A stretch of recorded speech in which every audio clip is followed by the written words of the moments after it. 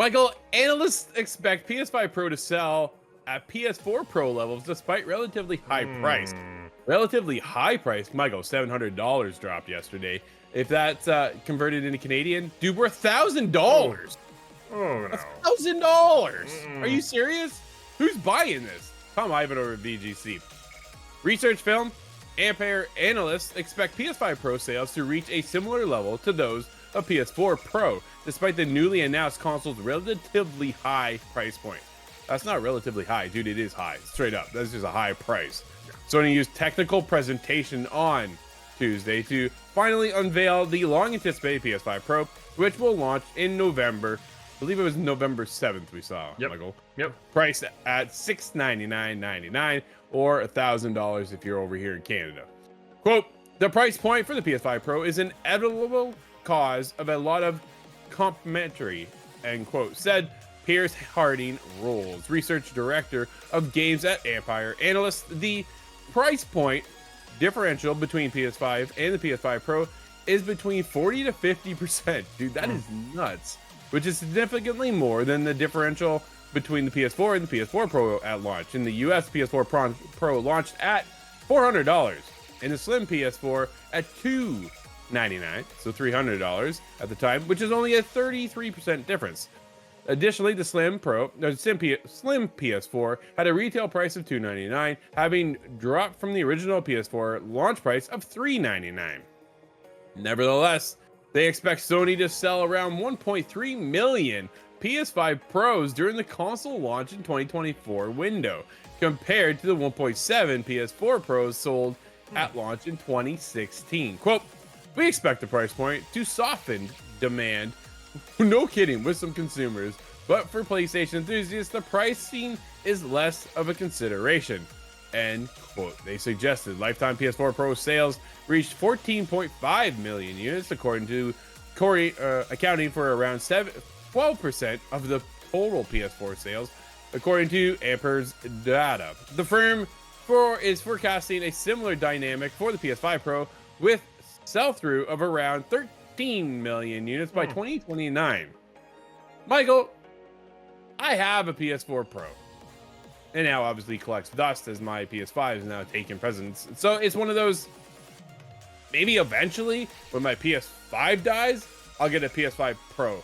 But at $1,000, dude, that's going to be a hard push. Yeah, I think, and I'd be curious to see how much this analysis factored in next year's mega launch, right? Because this is what I've seen a lot of people talking about.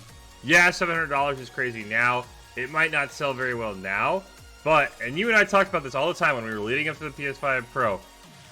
If they come out with some sort of ad that says, this is where you play GTA 6. GTA 6 looks better on the PS5 Pro. I expect that's when sales will potentially kind of go bananas for that PS5 Pro. Is when GTA 6 comes out. People are like, look, I want this game to look amazing. I don't want to have to pick between fidelity or performance with GTA 6. I want both. That would be my expectation of if the PS5 Pro does well. I don't know if it'll do that well, by the way. 13 million units, especially for that price tag.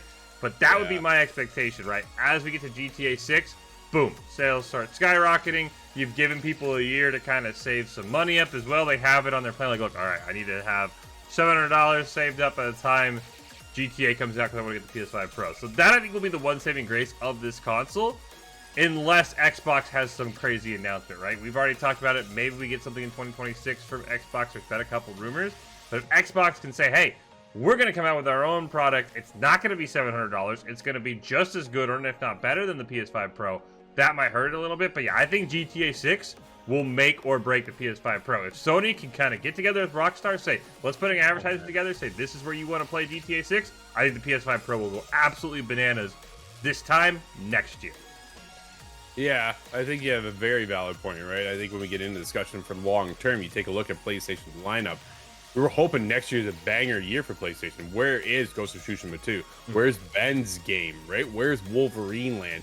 All of these are rumors for 2025, on top of other games that are already hitting for next year, right? And then we're going to get into obviously the big elephant is GTA 6. Where do you want to play that? Will that pull friends, if you're on Xbox, to the other side? Dude, I already planned on picking up on PS5. that's where I was already going in the first place, because just my brother's over there and I know his buddies are over there, and we're gonna hang out and we will play on a nightly basis. At this point too, I'm also going GTA 6 has probably got to be cross-play, right? They're not going to be stagnant like they did with last gen, just because the technology back then was a lot different. But when you take a look at the presentation from yesterday, dude, it was, I don't want to say it was night and day, but it was pretty clear cut that the PS5 Pro is definitely packing a punch when it comes to what it has to be, the ability to do with rendering, better graphics, ray tracing, right? They called it the big three at the time. Mark Cerny in his nerdy news and talking whatever stuff, right? So the big high tech points are all there. If you're into the tech, dude, and you want the latest and greatest, people are going to buy it. I just don't think a lot of people right now, as they sit back and go, well, my TV can't handle what I have now, never mind a PS5 Pro, so what's it matter? That's the other side of it, right?